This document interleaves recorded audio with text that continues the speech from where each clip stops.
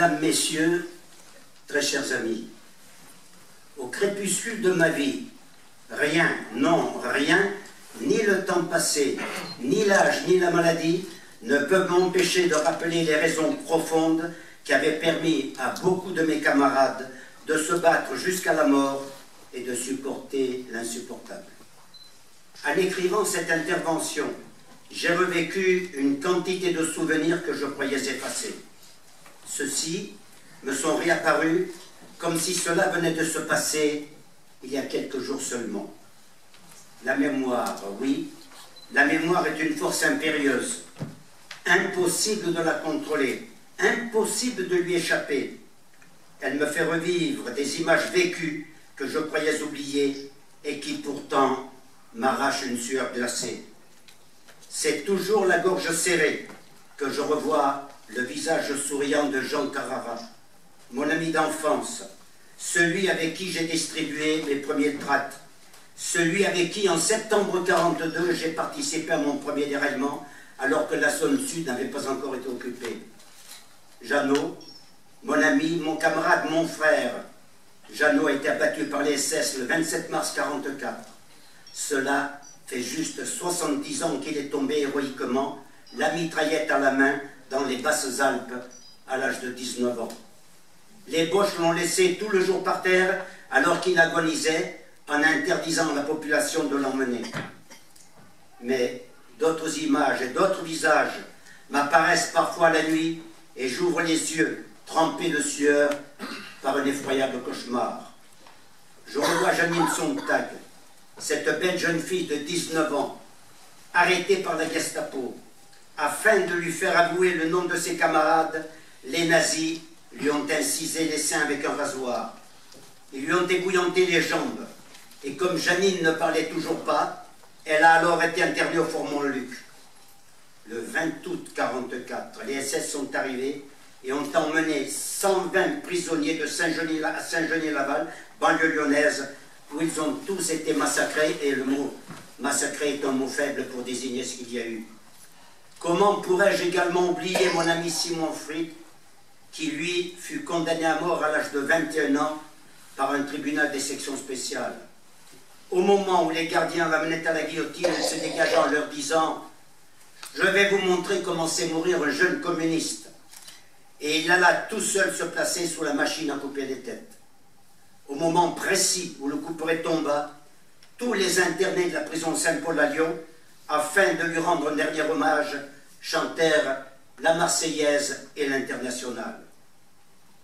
Je revois souvent défiler devant mes yeux le visage de 52 de mes camarades FTP-MOI, des bataillons Carmagnole et Liberté, morts sous la torture, sans avoir lâché un seul mot à Barbie et à ses sbires. Ils sont morts avec la conviction qu'ils n'allaient pas mourir pour rien, que les survivants pourraient vivre dans un monde meilleur, dans un monde précisément où il ferait bon vivre. Ils sont morts pour que la France redevienne une nation libre, forte, démocratique, indépendante et souveraine. Aujourd'hui, notre nation n'est ni forte, ni libre, ni indépendante, ni démocratique, ni souveraine. Aussi, il ne faut pas m'en vouloir si le cœur gros. C'est par là que je commence cette intervention, car c'est le souvenir de tous mes camarades disparus qui me permet encore à 89 ans de continuer à me battre pour la défense de ce programme et des acquis qu'il nous avait légués. En effet, comment pourrais-je parler du sacrifice de mes camarades sans évoquer le programme du Conseil national de la résistance? Ce programme qui a été écrit non pas avec de l'encre, mais avec le sang de mes camarades. Ce programme qui concrétisait tous nos espoirs, toutes nos espérances, et qui nous donnait cette conviction qu'après nous, les gens pourraient vivre heureux.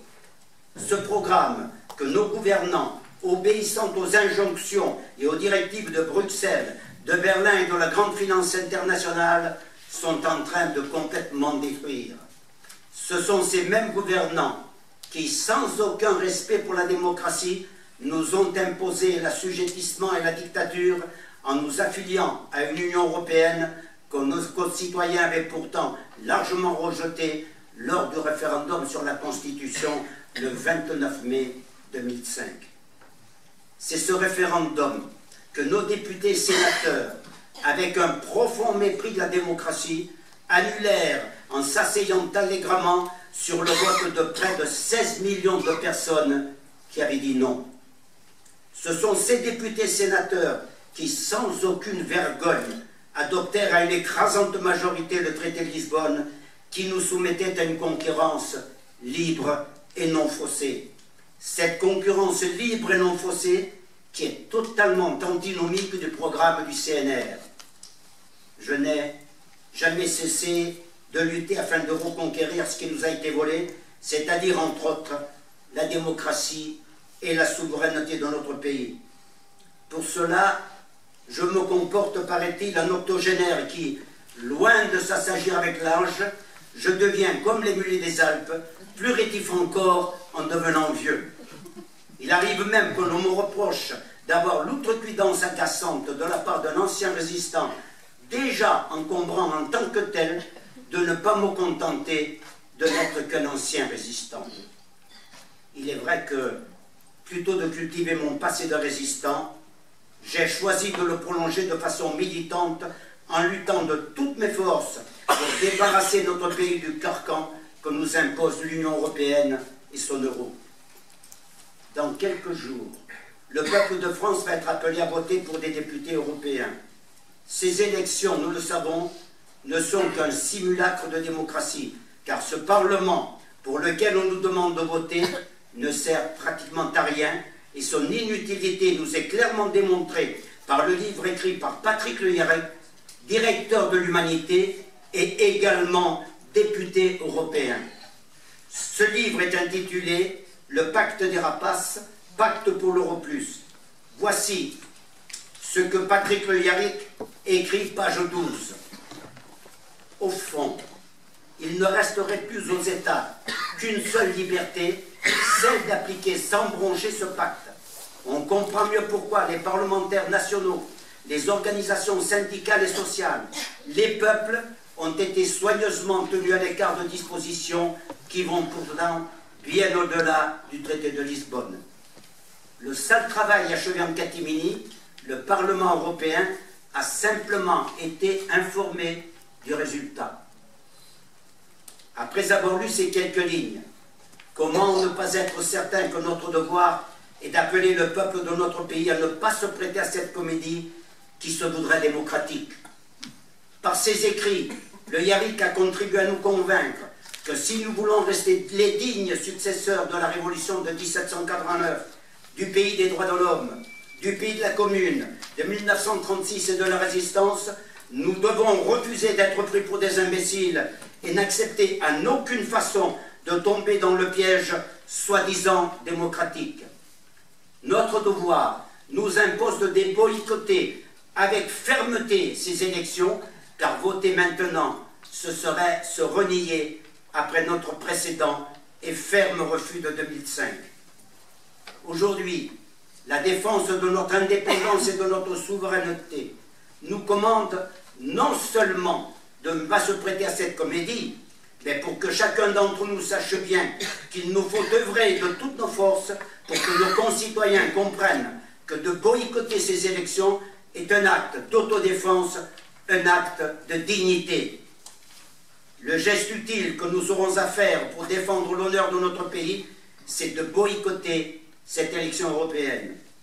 Car si vous allez voter, et quel que soit votre bulletin de vote, ce sera valider l'existence d'un Parlement fantoche, vitrine faussement démocratique de l'Union européenne, de l'euro et de la Banque centrale européenne. Il faut que les urnes restent vides. Oui, refusons de voter. Boycottons, oui, boycottons et relevons la tête dignement. Disons non à la soumission que par ce vote veut nous imposer la grande finance internationale. Tout comme pendant la résistance, disons comme nous l'avons dit, oui, nous avons raison, nous sommes les plus nombreux, nous sommes les plus forts. Un peuple qui se bat pour sa liberté, pour son indépendance, est un peuple invincible et nous vaincrons.